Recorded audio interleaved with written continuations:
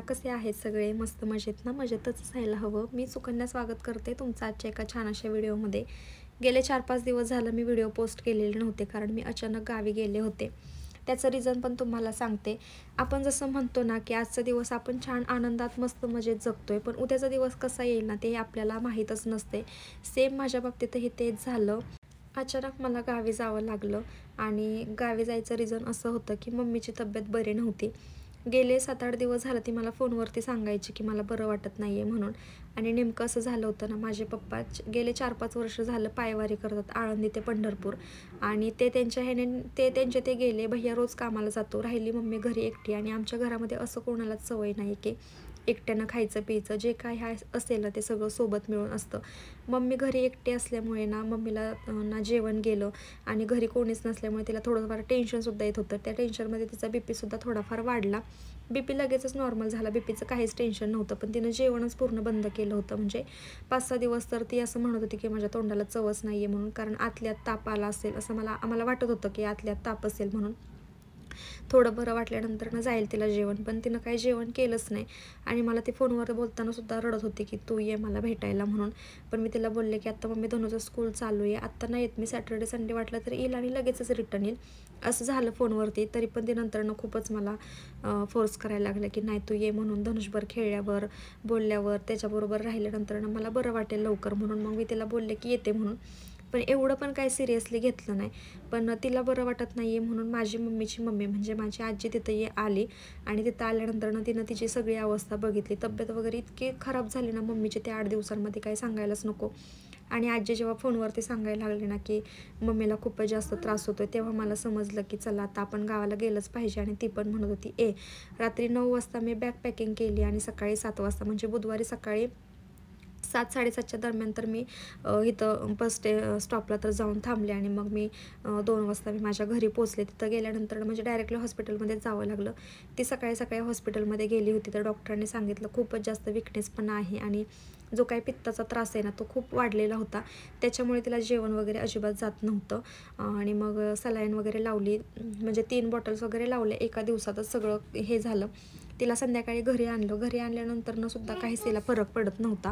म्हणून 2 दिवस तशीच वाट बघितली मी तिथं गेल्यानंतरनं ना. आणि मग तिचं जी बीपीची वगैरे ट्रीटमेंट चालू आहे ना फलटणमध्ये, मग तिकडं तिला हॉस्पिटलमध्ये नेलं. सगळ्या टेस्ट वगैरे केल्या शुगरची ह्याची, पण सगळे रिपोर्ट तिचे नॉर्मल होते. काहीच घाबरण्यासारखं नव्हतं. रिपोर्ट्समध्ये पण काहीच नाही आलं.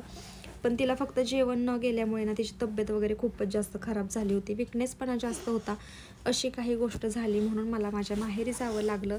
हे तुम्हाला मी आधीच क्लिअर केलं, कारण बऱ्याच जणांना वाटत होतं. आणि जेव्हा मी व्हिडिओ टाकत नाही ना, त्यावेळेस मला इंस्टाग्रामला ना कमेंट येतात, म्हणजे येतातच, कुठे गायब आहात, व्हिडिओ तुम्ही जर नाही टाकला किंवा व्हिडिओ आम्ही जर नाही ना बघितला तर आमचा दिवस चांगला जात नाही. आणि मी अशी लोकांना सवय लावून ठेवलेली आहे. आणि व्हिडिओ नाही टाकणार ना त्या दिवशी मलाही खूप अस्वस्थ वाटतं. गावाकडे गेल्यानंतर ना मी शूट करू शकते, कारण ह्यावेळेस पप्पा घरी नव्हतेच.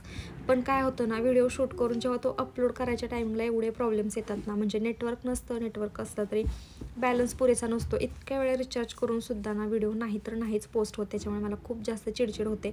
मग मी तिथून पुढे काही व्हिडिओ शूटच केले नाहीत. जे शॉर्ट व्हिडिओ शूट करत होते ना ते मी इंस्टाग्रामला टाकत होते. पण यूट्यूबला टाकायला खूप जास्त बॅलन्ससुद्धा लागतो आणि ते काही लवकर जात नाही. म्हणून म्हटलं चला आता तिथं स्टॉप करूयात.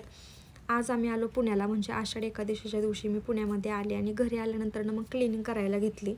कुठेही गेलं ना तरी बाईच्या जातीला काम काही चुकत नाही. सासरी जा नाही तर माहेरी. मम्मीकडे गेल्यानंतर ना 1-2 दिवस तर माझे क्लिनिंगमध्ये जातात. म्हणजे मी खरंच सांगते, सगळा पसारा आवरणं, फरशा वगैरे पुसणं, सगळं जिथलं तिथं ठेवणं, जसं मला आवडतं ना तसं. माझे कपडे सगळे नीटनेटकं ठेवणं, ह्याच्यामध्ये मला 2 दिवस जातात, म्हणजे जातातच. परत 2 दिवस राहायचं आणि तिसऱ्या दिवशी मग निघायची वेळ येते. आणि मनसोक्त आता राहायला भेटतच नाही पहिल्यासारखं. मम्मी आधी म्हणायची तू राहून घे आत्ताच, तू राहून घे आत्ताच. जेव्हा धनुची स्कूल सुरू होईल ना तेव्हा तुला अजिबात राहायला भेटणार नाही. आता ते मी बरोबर सगळं लक्षात ठेवले. जसं मम्मी म्हणायचे ना तसंच काहीसं सुरू झाले.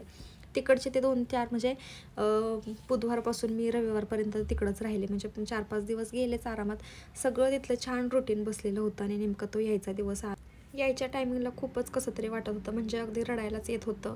कारण जेव्हा मम्मी पप्पा दोघेही चांगले असतात ना, त्यावेळेस काहीच टेन्शन नसतं. जेव्हा आपण पुढं निघून येतो आणि ज्यावेळेस त्यांना काही त्रास होत असतो ना, तेव्हा मग इथं आल्यानंतर मन नाही लागत. असं वाटतं त्यांच्याजवळ असतो तरच बरं वाटलं असतं आपल्या मनाला.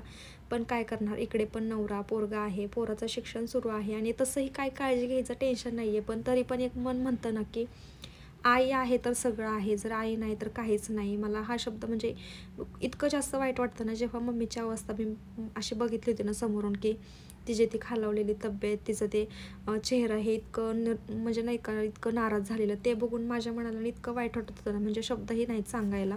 पण चला, आता ती मस्त आहे, मजेत आहे, काहीच टेन्शन नाही. तिचं ती शेतातली कामं सुरू झाली, त्याच्यामुळे एवढं काय मनाला वाईट वाटून घेण्यासारखं काहीच कारण नाही आहे. पण म्हणतो ना आपण, जी आपली आवडती व्यक्ती असते, एकदम जवळची व्यक्ती असते, तिला कधीच काहीच होऊ नये असं वाटतं ना. मी नेहमीच आत्तापर्यंत मम्मीला एकदम हसरं, आनंदी बघितलेलं आहे. पण आत्तापर्यंत असं एवढं दुःखी तिला कधीच नाही बघितलं. लास्ट टाईम एकदा झालं होतं बरं का, म्हणजे मी त्यावेळेस व्हिडिओ बनवत होते. त्यावेळेस तिला सलाईन वगैरे लावलेली होती. ती 3 दिवस मला वाटते ॲडमिटच होती. पण तेव्हा एवढं काय वाटलं नव्हतं ना, त्याच्यापेक्षा कितीतरी पटीने आत्ता जास्त त्रास झाला. त्यावेळेस काय मी सकाळी गेले आणि दुसऱ्या दिवशी तर लगेच तिला भेटून माघारी आले. पण आत्ता 4-5 दिवस तिच्याजवळ राहिल्यामुळे, तिची ती अवस्था बघितल्यामुळे मला खूप जास्त वाईट वाटत होतं. पण चला, काही नाही, आता सगळं मस्त मजेत आहे. आता इकडं आले, आता इकडचा विचार करायचा आणि फक्त अजून 5-6 दिवस मी इथं राहणार, की परत मी तिकडं जाणार आठवडाभर तिच्याच जवळ राहायला. म्हणजे तिला अजून बरं वाटेल ह्याच्यासाठी. आता आल्यानंतर क्लिनिंग करायला घेतली. ह्यांनी हा पराक्रम वाढवून ठेवला होता ना, म्हणजे भजी बनवली होती आणि बटाट्याची भजी आहेत ना, ती पिठामध्ये तशीच ठेवलेली होती. इतकं कसं तरी वाटलं, म्हणजे एक दिवस ते तसंच राहिलं घरामध्ये. पूर्ण घरामध्ये वास सुटलेला होता आणि घरात आल्यानंतर ते सगळं बघितलं, की मग कोणाचं नाही डोकं फिरणार. माझं तर खूप जास्त फिरलं होतं. पण ते आल्यानंतर त्यांच्या कामानिमित्त ते बाहेर गेले होते, म्हणून मी त्यांच्यावरती चिडचिड केली नाही. जर घरामध्ये असते ना, तर मग काय बोलू आणि काय नको असं झालं असतं. आणि माझं असं होतं ना, मी जर बडबड करते आणि समोरचा व्यक्ती जर तिला काही रिस्पॉन्स करत नसेल किंवा काही रिॲक्टच होत नसेल ना, मग मला अजूनच खूप जास्त राग येतो आणि जेव्हा तो बोलायला लागतो ना, मग तरी पण जास्त राग येतो. म्हणजे मीच कधीतरी माझ्याच प्रश्नात पडते, की नक्की माझा स्वभाव नक्की आहे तरी कसा? हे तुमच्या बाबतीतही होतं का? मला नक्की कमेंटमध्ये सांगा. आजीने सकाळी खिचडी बनवून दिलेली होती. मग तीच आता इथं गरम करायला घेतली. घरातली सगळी कामं आवरली. देवपूजा फक्त बाकी होती आणि इथं देव वगैरे सगळे घासून ठेवले होते. थोडेसे ओले होते, म्हणून म्हटलं चला आता बाकीचं काहीतरी करूयात. बाकीचं काहीतरी करण्यापेक्षा सगळीच घरातली माझी कामावरून झालेली होती. फक्त ना पेट पूजा बाकी होती आणि असं ठरवलं होतं की देवपूजा करायची, देवाला नैवेद्य वगैरे दाखवायचं आणि नंतर मग आपण खायला घ्यायचं. पण तेवढी काय माझ्यामध्ये कॅपॅसिटी नव्हती. हे पण आले होते बाहेरून, त्याच्यामुळे म्हटलं चला आता गरम करून घेते, खाऊन घेते. मनापासून कोणतंही काम केलेलं देवापर्यंत पोहोचतं. आता मी सगळी देवाची भांडी घासून ठेवली होती आणि त्याच्यानंतर मग म्हटलं तर खाऊन घेऊयात. भूक पण प्रचंड लागलेली होती, कारण जशी मी घरामध्ये आले, पहिलं पाऊल टाकलं ना, बॅग ठेवून लगेचच मी कामाला लागले होते. तरी पण अजून बॅग सगळ्या ओपन करायच्या राहिलेल्या आहेत. आणलेलं सामानसुद्धा काढलेलं नाही आहे. फक्त एक आंबा काढला होता मी वरती, कारण भूक लागली होती म्हणून म्हटलं चला तो खाऊन घेऊया. धनुषला पण खायला दिलं होतं, त्याच्यामुळे तो चिरला आवर्जून, नाहीतर मग खाणं काय झालंच नसतं. तिघांसाठी पण इथं खिचडी काढून घेतली आहे. चला आता मी मस्त खाऊन घेतो आणि मग मी तुम्हाला भेटते.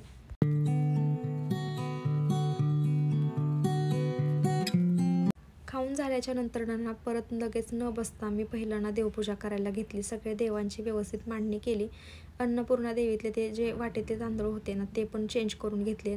जो कलशाचा नारळ होता तो स्वच्छ धुतला, कलशाला चांगलं पितांबरीने घासून घेतला आणि मग छान अशी दिवाबत्ती केली. जोपर्यंत ना अशी छान दिवाबत्ती होत नाही ना, त्यावेळेस घरात मन रमत नाही असं मला वाटतं. धनुष TV बघत होता, त्यामुळे त्यांना काय मला रिमोट दिला नाही. देवपूजा झाली आणि घरातलं वातावरणच सगळं मस्त बघण्यासारखं झालं होतं. जरा वेळ आराम केला, म्हणजे 1-2 तास तर झोपच काढली आणि मग संध्याकाळी आम्ही गेलो होतो बाहेर. घरामध्ये काय होतं ना, आपण म्हणजे सारखं जर चालू राहिले ना, बाहेर ये म्हणजे इकडं जा तिकडं जा, तर घरामध्ये आपलं व्यवस्थित लक्ष लागतच नाही. आणि माझ्या बाबतीतही तेच झालं होतं. बहिणीच्या लग्नाला तिकडे गेले होते, म्हणजे आधी यात्रेला गेले, यात्रेवरून आले म्हणजे उन्हाळ्याच्या सुट्टीमध्ये.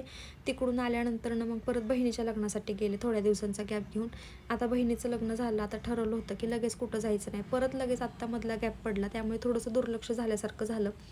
बहिणीच्या लग्नावरून आल्यानंतर मी थोडंसं सामान घरामध्ये भरलेलं होतं, थोडंसं म्हणजे बऱ्यापैकी भरलेलंच होतं. फक्त तांदूळ आणायचे राहिले होते. त्याच्यानंतर मग कोलगेटची ट्यूब संपली, सगळंच. मी दरवेळेस जेव्हा गावाकडे जाते ना, तेव्हा इथून ब्रश घेऊन जाते आणि मग माझे ब्रश तिकडंच राहतात. तिकडं आल्यानंतर मग लक्षात राहत नाही माझ्या. म्हणून म्हटलं चला आज दोघांसाठी पण, धनुसाठी आणि माझ्यासाठी दोघांसाठी पण ब्रश आणले. किराणा मालाच्या दुकानात गेलो होतो आणि सगळ्यात महत्त्वाची गोष्ट म्हणजे माझ्याकडे जी विठ्ठल रुक्मिणीची मूर्ती होती ना, तर ती माझ्याकडून फुटली होती, म्हणजे मागच्या वर्षी फुटली होती. पण मी ती अजूनपर्यंत काही घेतलीच नव्हती, कारण असं वाटलंच नाही मनाला की घ्यावी म्हणून. पण आत्ता जशी वारी सुरू झाली ना, तसं मला वाटत होतं की मी विठ्ठल रुक्मिणीची मूर्ती घेणारच म्हणून. इथं पप्पांना पण मी आणायला सांगितली होती, पण पप्पांनी फक्त माझ्या एकटीसाठीच आणली आणि तिथं मम्मीलासुद्धा हवी होती. पण पप्पा म्हटले की तू नेतेस का नाही, म्हणून मग मी एकच आणली. तर म्हटलं असू द्यात. पप्पा म्हणत होते मी त्यांचे जे सोबत आहेत ना दुसरे कोण, त्यांना कॉल करून सांगतो की घेऊन या. पण मी म्हटलं नको, राहू द्यात, मी इथं छोटीशी घेऊन घेईल. तर ही मूर्ती मला मेन आणायची होती. त्यात मग व्हरायटीजमध्ये गेल्यानंतर ना काही ना काहीतरी घेणं होतंच. टिकलं तरी घेणं होतं, नाहीतर क्लचर तरी. त्यातला हा एक युनिक वाटला मला. तिथं दिसताना छान वाटत होता, पण घरी आल्यानंतर असं वाटलं की उगीच मी हे घेतला. काय बघून घेतला काय माहिती. कलर पण थोडासा वेगळा आहे ना, तो दिसतोय सुद्धा वेगळा. मूर्ती माझ्याकडून फुटली त्यावेळेस मला इतकं वाईट वाटलं होतं ना. आणि मी कधीपासून म्हणजे जशी वारी सुरू झाली तसं माझ्या मनामध्ये एकच येत होतं की मला मूर्ती घ्यायची आहे म्हणून. आणि आषाढी एकादशीच्या दिवशी छान अशी पूजा करायची आहे. कधीतरी एवढे 1-2 दिवसामध्ये तुम्हाला माझ्या मम्मीच्या इकडची देवपूजा केली ना मी, म्हणजे आषाढी एकादशीची जी पूजा मांडली होती ना, त्याचा व्हिडिओ तुमच्यासोबत शेअर करेल. सकाळी लवकर उठून म्हणजे 7:30 वाजताच माझी पूजा वगैरे आवरून झालेली होती. आणि पप्पांनी जशी मूर्ती आणली ना, सेम तशीच मूर्ती मी इथे घेतली. आता गावाकडे तर छान अशी सकाळी पूजा केली होती, म्हणून म्हटलं आता नको, एक साधं सिंपल करूयात. गजरा बघितला मला कुठं भेटतोय का, पण गजरा काय भेटला नाही. म्हटलं जाऊ द्यात, जे आहे ना त्यातच समाधान मानूयात. गजरा भेटला नाही म्हणून मग फुलांनी छोटंसं डेकोरेशन केलं आणि इथं छान अशी पूजा मांडून घेतली. आणि ज्यावेळेस आपण ठरवतो ना त्यावेळेस काय होतच नाही असं मला वाटतं. खूपच मनापासून इच्छा होती की ह्या वर्षी ना आषाढी एकादशीची पूजा छान मांडायची, कारण मला कोणतीही पूजा मांडायची असेल ना तर खूप जास्त उल्हास असतो. पूजा मांडली आणि त्याच्यानंतर ना मग मी किचनमध्ये आले. उशिरा आल्यामुळे ना मला दूध काकांनी काय टाकलंच नव्हतं आणि त्यांना सांगितलंसुद्धा नव्हतं. आल्यानंतर ना आम्हाला चहाच नव्हता भेटला. मी काळा चहा पिलो आणि काळा चहा प्यायचा आजकाल खूप जास्त वैताग येतो. म्हणजे त्याच्यामध्ये चहा पावडर जास्त पडले की मग चहाचा विषय सगळा संपून जातो. प्यायची इच्छा असते पण तोंडाची सगळी चव जाते, त्यामुळे लवकर काही चहा प्यायची इच्छा होत नाही. म्हणून म्हटलं चला आता आलोच आहोत ना बाहेर, तर दूधसुद्धा घेऊन जाऊयात. सकाळ कधी काका येतील टाकतील, मग सकाळच्या चहालासुद्धा दूध लवकर आपल्याला भेटणार नाही, म्हणून दूध आणलं होतं. ते गॅसवरती गरम करायला ठेवलं आणि मी नेहमी असं दूध गरम करायला ठेवलं ना की उभी राहते आणि नेमकं ते वरती येणार ना त्यावेळेसच मी इकडे तिकडे जाते. तुम्ही असंच करता का? माझ्या बाबतीत तर नेहमीच असं होत असतं. धनूसाठी ब्रेड आणले होते ना, त्याचं ते सारखंच चाललं होतं की मम्मी तू आत्ता मला सँडविच बनवून दे म्हणून. पण सँडविचला घरामध्ये काही सगळंच व्यवस्थित नव्हतं, म्हणून म्हटलं धनुष आत्ता मला तर खूपच जास्त कंटाळा आला आहे, तो असंच ब्रेड खाऊन घे म्हणून. पण त्याला त्याच गोष्टीचा खूप जास्त राग आला होता आणि तो रागाने माझ्याजवळून निघून गेला होता. दूध गरम करायला ठेवलं आणि म्हटलं होतं की संध्याकाळसाठी ना मस्त साबुदाण्याची खिचडी बनवायची, म्हणून साबुदाणा दुपारी कामावरून झाल्यानंतर भिजायला घातला होता. पण विषय असं झाला ना की ते पाणी कमी पडलं की काय माहिती, एक मस्त भिजला, एक भिजलाच नाही, आहे असाच कडक राहिला. जे सामान मी आणलं होतं ना ते मग सगळं असं ट्रॉलीमध्ये ठेवून दिलं. ट्रॉल्या तर कधी क्लीन करणं होते माझ्याच्यानं मलाच प्रश्न पडला आहे, कारण आता मला वाटते की जरा कॉक्रोच व्हायला लागलेत. जेव्हा घर बंद असतं ना त्यावेळेस खरंच कॉक्रोच होतात, म्हणजे होतातच. ही आम्ही आणलेली चिक्की ना तशीच राहिली होती, म्हणून म्हटलं चला आत्ता खायला घेऊयात. संध्याकाळचा असा साधा सिंपलसा बेत होता. खिचडी आणि हे आणलं होतं म्हणजे चिवडा वगैरे आणला होता, तोच खावा म्हटलं. कारण संध्याकाळी काय मी दुसरी खिचडी बनवलीच नाही, कारण ती व्यवस्थित भिजलेली नव्हती. खाऊन वगैरे घेतलं, सगळं क्लिनिंग वगैरे करून ठेवली. भांडी फक्त घासायची तशीच ठेवली मी, कारण मला धनुचा होमवर्क घ्यायचा होता. गावाला जाताना मी त्याच्या नोटबुक वगैरे काहीच नेलेल्या नव्हत्या. म्हटलं असं आल्यानंतर करता येईल. त्याच्यामुळे मग सगळं आवरून मग मी त्याचा होमवर्क करायला घेतला. आधी त्याचे पप्पा घेत होते, पण त्याला काय त्यांच्यासोबत होमवर्क करायचा नसतो. मग त्याचं म्हणणं असं असतं की मम्मी तूच बस माझ्याजवळ आणि तूच घे म्हणून.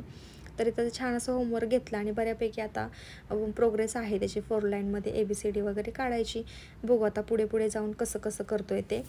एखाद्या गोष्टीची सवय झाली ना की मग मुलं पण आनंदाने करायला लागतात. तर चला या छानशा क्षणासोबत किंवा धनुच्या गोंडस हँडरायटिंगसोबत मी आजचा व्हिडिओसुद्धा इथंच थांबवते. जर तुम्हाला हा व्हिडिओ आवडला असेल ना तर नक्की व्हिडिओला लाईक करा. चॅनलवरती नवीन असाल तर सबस्क्राईब करायला सुद्धा विसरू नका. भेटूयात उद्याच्या व्हिडिओमध्ये. Bye bye.